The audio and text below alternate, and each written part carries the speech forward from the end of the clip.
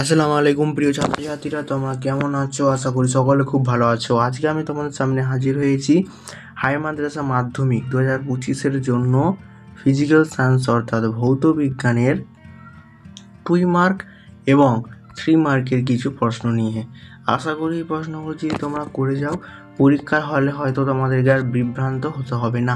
তাই ভিডিওটা স্কিপ না করে প্রথম থেকে শেষ পর্যন্ত দেখো। ছোট্ট একটি 3 থেকে 4 মিনিটের ভিডিও হবে, এটাই হয়তো তোমার জীবনটাকে বদলে দিতে পারে। সো স্টুডেন্ট, ভিডিও শুরু করার আগে একটা অনুরোধ, চ্যানেল নতুন হয়ে থাকলে অবশ্যই চ্যানেলটা সাবস্ক্রাইব করো। যারা সাবস্ক্রাইব করছে তাদেরকে অসংখ্য ধন্যবাদ।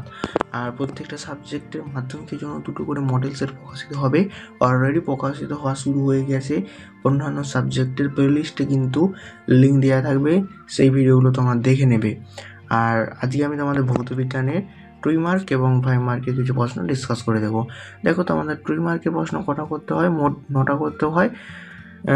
কটা নম্বর থাকে? 18 নম্বর থাকে। এটা আমার 19 লেখা হয়ে গেছে, বাট 18 নম্বর থাকে। 9টা প্রশ্ন করতে হয়। তো প্রথম প্রশ্ন আমি তোমাকে কী দিয়েছি দেখো, ক্যালোরি মূল্য বলতে কী বোঝো? এক্সাম্পল সহ তোমরা দেবে ক্যালোরি মূল্য বলতে কী বোঝো। বিশ্ব উষ্ণায়ন কাকে বলে?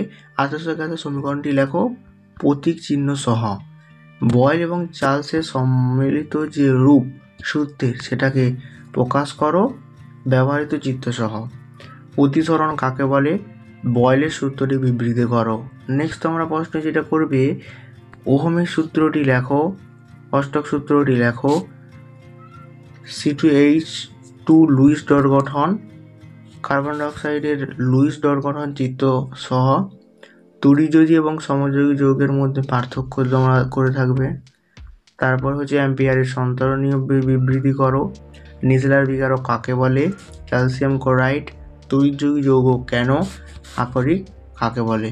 তারপর নেক্সট তোমরা প্রশ্ন দেখো, তারপরে নেক্সট আমাদের কী করতে হয় না 3 মার্কের প্রশ্ন করতে হয়। অ্যাকচুয়ালি 3 নম্বরের নয়, এর সাথে দেবে তোমাদের শর্ট কোশ্চেন কিন্তু অনেক থাকে ফিজিক্যাল সায়েন্সের ক্ষেত্রে অথবা ভৌত বিজ্ঞানের ক্ষেত্রে। হ্যাঁ, এইগুলো কিন্তু 2 মার্কের মতন তোমরা দেখবে, এর সাথে শর্ট কোশ্চেন কিন্তু অনেক থাকে। যেমন যদি বলে তড়িৎ প্রবাহমাত্রা কাকে বলে, এর একক লেখো সিজিএস পদ্ধতিতে, তাহলে সিজিএস পদ্ধতি এককটা নিশ্চয়ই একটা শর্ট কোশ্চেন হয়ে যাচ্ছে। তাই ভৌত বিজ্ঞানের ক্ষেত্রে আমরা 2 মার্কে বেশি করে করবে এবং শর্ট কোশ্চেন করবে, তাহলেই হবে। দেখো, প্রথম প্রশ্ন যেটা করতে হবে তোমাদের, বয়েলের সূত্রটি উল্লেখ করো গাণিতিক রূপ সহ। বয়েল এবং চার্লসের সম্ময় সূত্রটি গাণিতিক রূপ সহ ব্যাখ্যা করো। তারপর একটা অঙ্ক দেখতে পাচ্ছ তোমরা, 25 গ্রাম ক্যালসিয়াম কার্বনেটের অতিরিক্ত লঘু হাইড্রোজেন সালফাইড বিক্রিয়া উৎপন্ন কার্বন ডাইঅক্সাইড গ্যাসের ভর গণনা করো।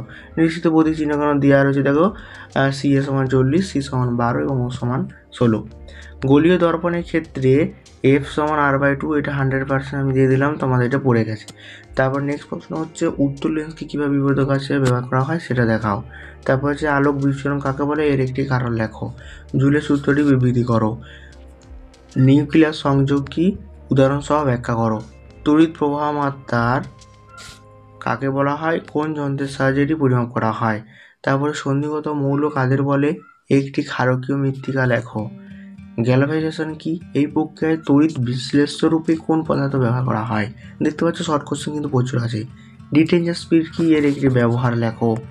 স্প্লিট পদ্ধতিতে সালফিউরিক অ্যাসিড প্রস্তুতি।